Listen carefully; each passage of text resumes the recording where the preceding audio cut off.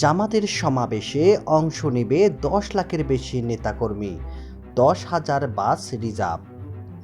আগামী ১৯শে জুলাই ঢাকার সোহরাওয়ার্দী উদ্যানে জাতীয় সমাবেশ আয়োজন করতে যাচ্ছে জামাতি ইসলামী। দলটির দাবি, এটি হবে তাদের ইতিহাসের সবচেয়ে বড় জামায়াত। এ লক্ষ্যে প্রতিটি রাজধানী সহ দেশ জুড়ে চলছে মিটিং, মিছিল, গণসংযোগ।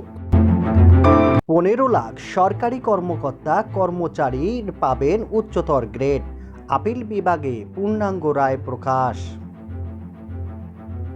টাইম স্কেল ও সিলেকশনে গ্রেড পাওয়া সরকারি কর্মকর্তা কর্মচারীদের ২টি উচ্চতর গ্রেড পাওয়ার ক্ষেত্রে আর কোনো আইনি বাধা থাকলো না। এ বিষয়ে আপিল বিভাগের পূর্ণাঙ্গ রায় প্রকাশিত হয়েছে, যা সরকারি চাকরিজীবীদের দীর্ঘদিনের একটি গুরুত্বপূর্ণ দাবি। ট্রাম্প কি শান্তিতে নোবেল পাওয়ার যোগ্য? উত্তর দিলেন ৫ বিশেষজ্ঞ।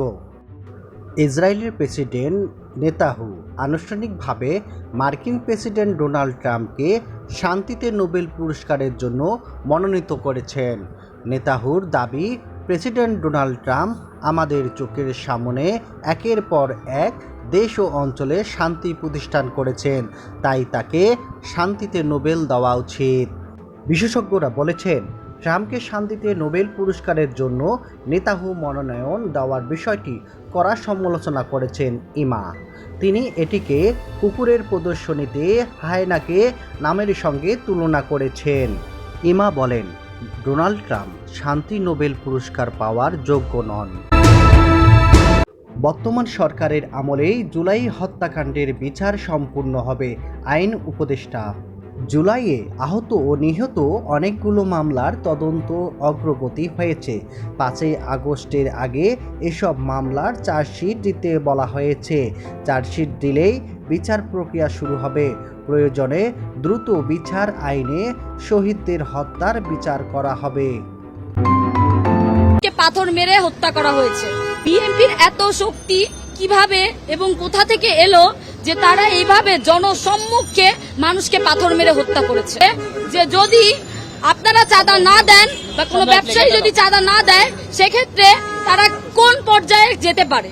বিএনপি যে অত্যাচার শুরু করেছে তা আওয়ামী লীগকেও ছাড়িয়ে গিয়েছে। আওয়ামী লীগের মতো বিএনপিকেও দেশ ছাড়া করতে পারে। আগামী নির্বাচনে কারা ক্ষমতায় যাবে তা পাগলও বোঝে বিএনপি। বিএনপির ভাইস চেয়ারম্যান দুদু বলেছেন, আগামী দিন কারা ক্ষমতায় যাবে তা পাগলও বোঝে। তিনি আরও বলেন, গণতন্ত্র ছাড়া বাংলাদেশকে রক্ষা করা যাবে না, মানুষের অধিকার প্রতিষ্ঠিত করা যাবে না।